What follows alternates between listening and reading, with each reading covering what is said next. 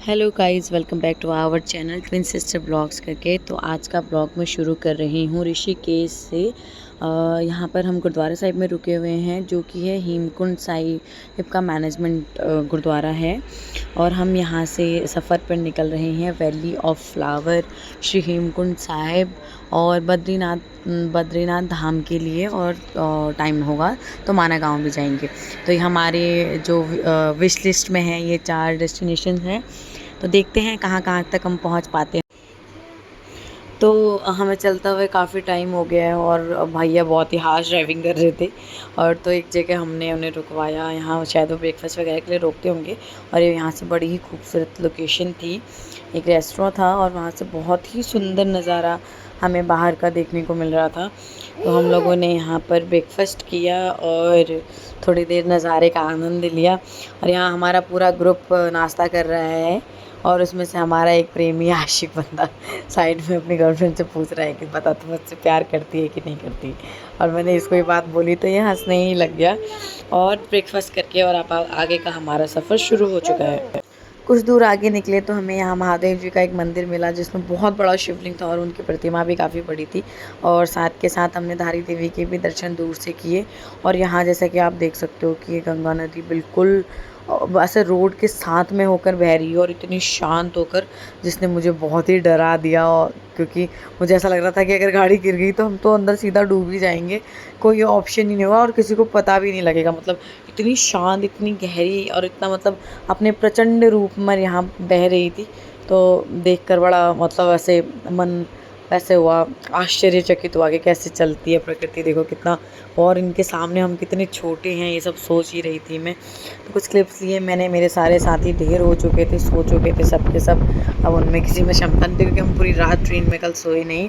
और इसी बीच हमारे भैया ने, मतलब गाड़ी वाले भैया ने हमें रोका गुरुद्वारे में लंच के लिए। तो हमने यहाँ पर गुरुद्वारा में प्रसाद छका और रास्तों का आनंद लेते हुए हम आगे को गए। आप जितने पहाड़ देख पा रहे हो ना, इन सब पहाड़ पर झरने थे और मल्टीपल्स थे, मतलब काफ़ी सारे झरने और हर जगह लैंडस्लाइडिंग।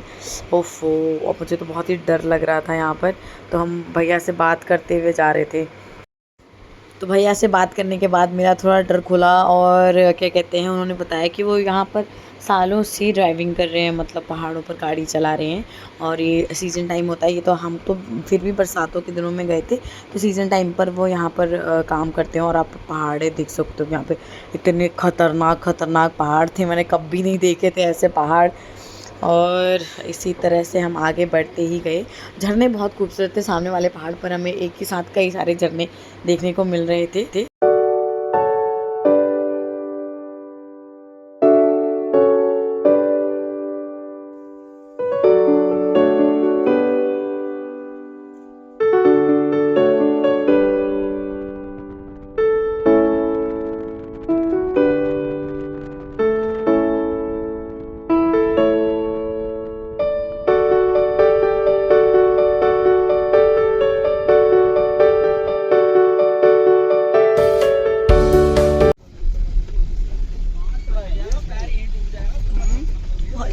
लास्ट है, ये टूट गया तो फिर तो बड़ा लफड़ा है यहाँ पर। यहीं रह जाएंगे हम तो, है ना? आप नहीं रहोगे, आप तो निकल जाओगे। कैसे? सोचो ना, पैदल भी चले जाओगे, पर हमारा क्या होगा। भैया वैसे हम लोग आपसे चिढ़ रहे हैं ना, लेकिन हिम्मत है आपकी, मैं मजाक नहीं कर रही। सही सही सही में चाहिए, ऐसे थोड़ी होती है ड्राइवर। सही बात है। तो बंदा पीछे बैठा बैठा डर रहा, अगला बंदा तो चला भी रहा, उसके ऊपर अपनी भी जिम्मेदारी है, दूसरों की भी जिम्मेदारी है।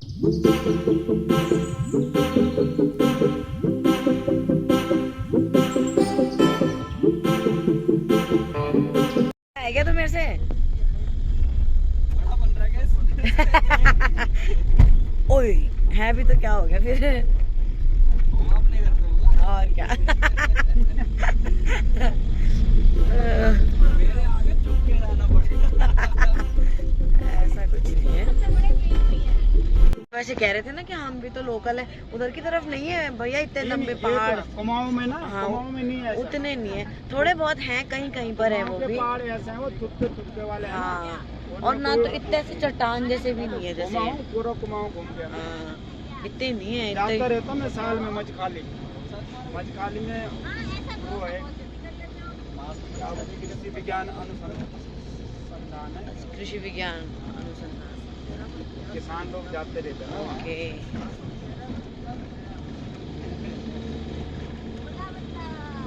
वहाँ छोटे छोटे पहाड़ी हैं। हाँ इतने नहीं है, होती है लैंड स्लाइडिंग उधर भी होती है जो और थोड़ा। लैंडस्लाइड ओ भाई साहब,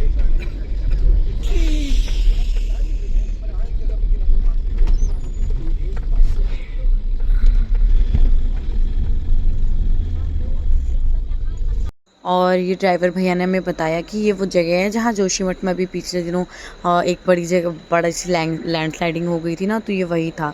इन्होंने रास्ता बाकी साफ़ कर दिया और अभी भी इतना बड़ा पत्थर यहाँ पर है, आप देख ही पा रहे हो कि कितनी ज़्यादा लैंडस्लाइडिंग हुई होगी। और बेस्ट पार्ट ये है कि साफ़ हो गया, रास्ता खुल गया। और यहाँ उन्होंने कहा कि यहाँ पर 48 घंटे के लिए बंद था ये। आज की वीडियो यहीं पे एंड करती हूँ, अब आगे का बताऊँगी। अगला ब्लॉग भी आप ज़रूर देखिएगा और ये पूरी सीरीज़ डालूँगी ब्लॉग्स की और सारी इन्फॉर्मेशन भी दूँगी साथ के साथ। Thank you so much. अगर आपको अच्छा लगेगा तो आप please like share and subscribe कीजिएगा। Thank you so much. तो खूबसूरत नज़ारों और ख़तरनाक रास्तों का साथ लेते हुए हम फाइनली अब अपने डेस्टिनेशन को पहुंचने वाले थे, जो कि है गोविंद घाट, जहां से हम कल घांगरिया के लिए निकलेंगे और उसके बाद परसों शायद वैली ऑफ फ्लावर या हेमकुंड साहिब, जैसा वहां जाने के बाद हमको ठीक लगेगा वैसा हम करेंगे। आज हम लेकिन गोविंद घाट में रुकने वाले थे क्योंकि सफ़र काफ़ी लंबा था और आगे हम पुलना तक ही जा सकते हैं। वहाँ से आगे हमें क्या कहते हैं ट्रैक करना है करीब 13 किलोमीटर का, तो फिर वो हम कर नहीं पाएंगे। रात हो चुकी थी, हमें ऑलरेडी शाम के 6 बज चुके थे वहाँ पहुँचने तक। तो अगर आपको मेरी ये ब्लॉग सीरीज़ अच्छी लगेगी तो आप प्लीज़ लाइक कीजिएगा उसको और हो सकेगा तो वीडियो को शेयर भी कीजिएगा।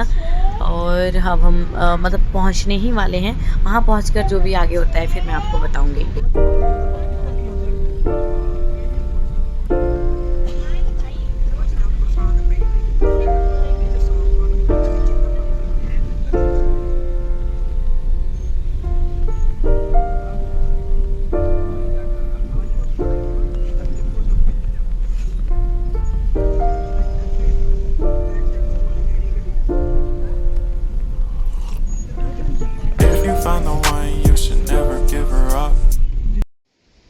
तो फाइनली हम पहुंच गए हैं गोविंद घाट और क्या कहते हैं गुरुद्वारा साहिब में मत्था वत्था टेकने के बाद हमने डिसाइड किया कि हम यहाँ पे कैंपिंग कर सकते हैं। तो उनके पार्किंग एरिया में अच्छा सा स्लॉट था, तो हमने वहीं पर ही अपना कैंप साइट बना लिया और वहाँ पर हमने टेंट लगा लिया अपना। और सामने जो आप देख रहे हैं वो गुरुद्वारा है और वहाँ से पुल से होते हुए हम कल पुलना के लिए निकलेंगे।